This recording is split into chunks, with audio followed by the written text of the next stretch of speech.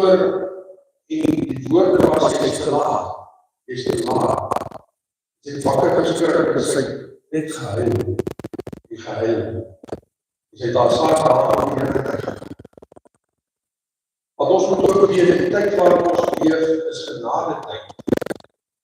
Die Here gee nog vir ons kans om ons saak met hom reg te maak.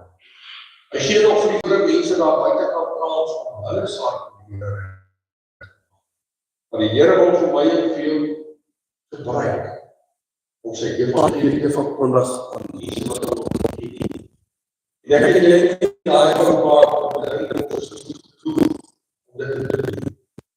Want die Here wil vir my en vir jou gebruik, net soos ons is en waar ons is. Want ek en jy kom mense se teenwoordigheid waar die dood nie kom nie, want dit is nie se werk nie. Mense tot die Here te bring nie. Elkeen van ons gedoen. En ons moet gehoorsaam wees aan daardie. Die geloofshelde se verhale ook aan die mense vertel. Hulle moet ook hoor, daar is 'n God, 'n skepper van die hemel en die aarde wat almagtig is. Hulle moet ook hoor, Jesus Christus het na die aarde toe gekom, hy het aan die kruis gesterf vir ons sondes betaal. Hy is die verlosser. Hulle moet hoor, hy staan by hulle hart se deur met klop en hy nooi hulle in. Hy gee hulle die geleentheid om in te nooi. Maar ek en jy moet vir hulle vertel, want as ek en jy vir hulle vertel, dan gaan hulle weet. Die gelykenis van hierdie mosterdsaai beduidelik die ontwikkeling van die koninkryk van 'n klein, onaansienlike begin tot 'n volgroeide stad.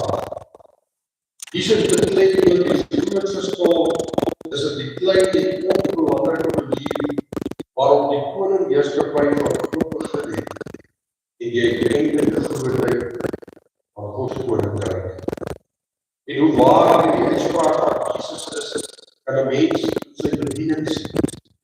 Dit het op 'n klein skaal begin met 'n klompie volk in 'n deel van die wêreld wat destyds nie baie hoog geag was. En tog het dit intussen gegroei tot iets wat wêreldwyd voorkom. Dit wat God begin, dan gee dit mens tyd. En deur die jare het die duiwel probeer om dit te stry. Christene is vervolg en doodgemaak en dit gebeur selfs vandag nog.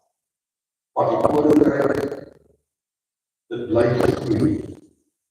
Hierdie mosterdsaai wat baie klein is, word uiteindelik 'n boom van 3 meter hoog. Dit bied skaduwee plek aan mense wat enige verskil. En ons moet onthou, die mens is dan die beeld van God geskape. Dit sluit alle mense. Daarom het Jesus so gesê, gaan op aan die einde van die wêreld, na al die nasies, en verkondig die evangelie. God tref nie onderskeid tussen mense nie. En ek dat die voëls spytig hierdie boom se takke kan nes maak. Dis waarskynlik 'n sinspeling op Jesaja 17 vers 23. En met hierdie verwysing het sê oor Markus kom werklik en onwaarlik toe. Die mosterdplant uiteindelik gebore. Markus betref toe Jesus geliefde manier om onderrig te gee. En dit was in die middel van gelykenisse. Jesus het in die middel van gelykenisse met mense gepraat. Maar die mense kon dit egter nie altyd volledig verstaan. Jesus verduidelik deur gelykenisse dat die koninkryk van God gekom het. Maar dit moet ons vrugbaar. En ek en jy moet in hierdie koninkryk van die Here op aarde moet ons vrug dra. Jesus kan nie reg met mense praat, met daai mense praat omdat hulle begripsvermoë beperk was. En dan bou hy 'n raamwerk dat die mense later volledig sou verstaan. en selfs Jesus se disippels wat elke dag intiem in sy